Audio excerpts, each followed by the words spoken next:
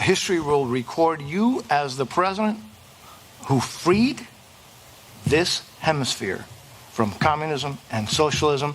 Those regimes will not last another 4 years of President Trump. We're here with friends who understand, unfortunately, what socialism is all about. We have the daughter of a martyr who was murdered by the Castro regime. We have individuals here who understand that the situation in Venezuela, in Nicaragua, and in Cuba is not only disastrous for those people, but as you have stated so many times, it is a danger, a threat to the national security interests of the United States. I said it before that this administration has emphasized this hemisphere, but it's emphasized it in support for the cause of freedom, not solidarity with those who repress their people.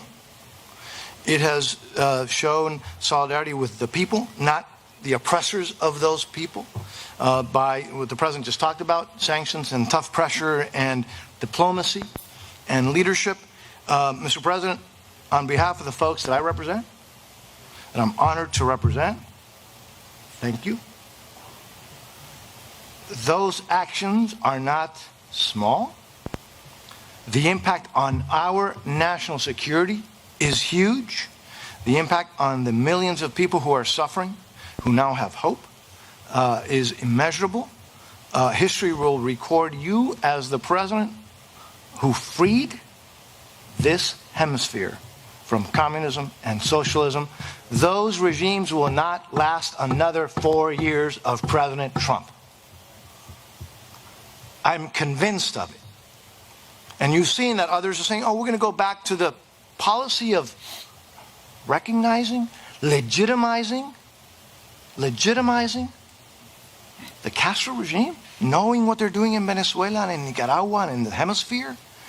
That's unacceptable. So I just, again, on behalf of the folks that I represent, thank you for standing up for our national security interests, for freedom, and for your solidarity for those who are working and struggling, and in many cases dying, just to regain their freedoms. Thank you, Mr. President, for what you've done. Thank you very much, Mario. Appreciate it. Great job you do, too.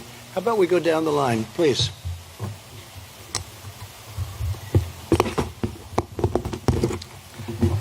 Thank you, President Trump, for having me here today and letting me express my feelings about my homeland, Venezuela. I am proud to be here with so many prominent friends, Orlando, John, Congressman Mario Diaz-Balart, Rosa Maria Payá, Lorenzo, Lulu.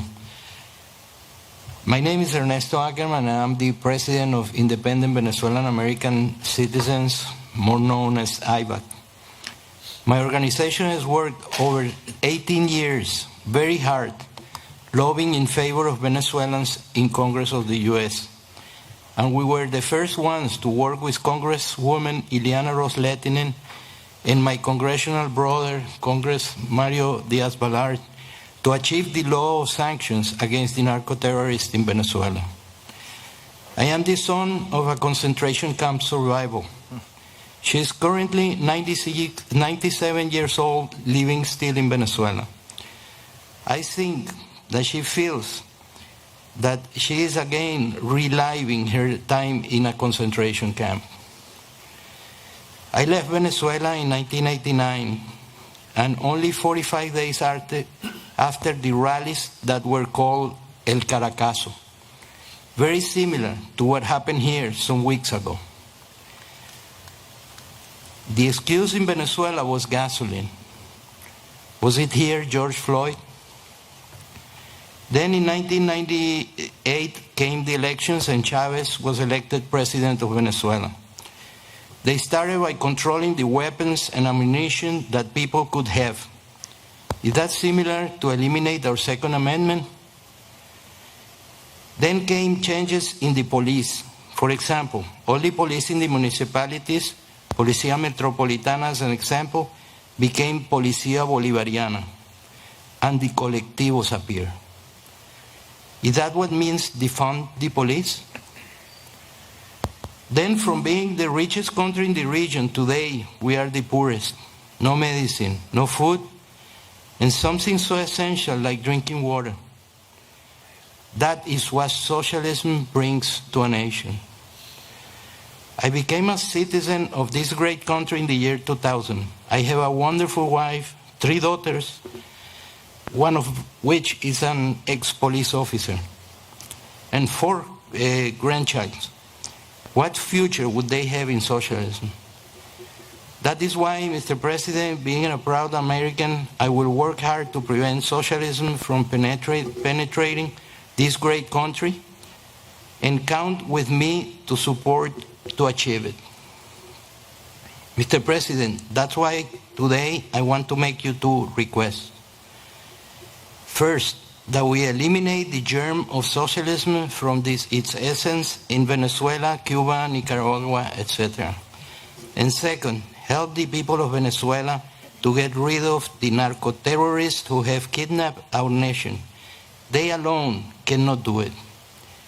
The countries of the region must have a greater participation since they are also affected by this situation. Your leadership is necessary to fulfill this goal.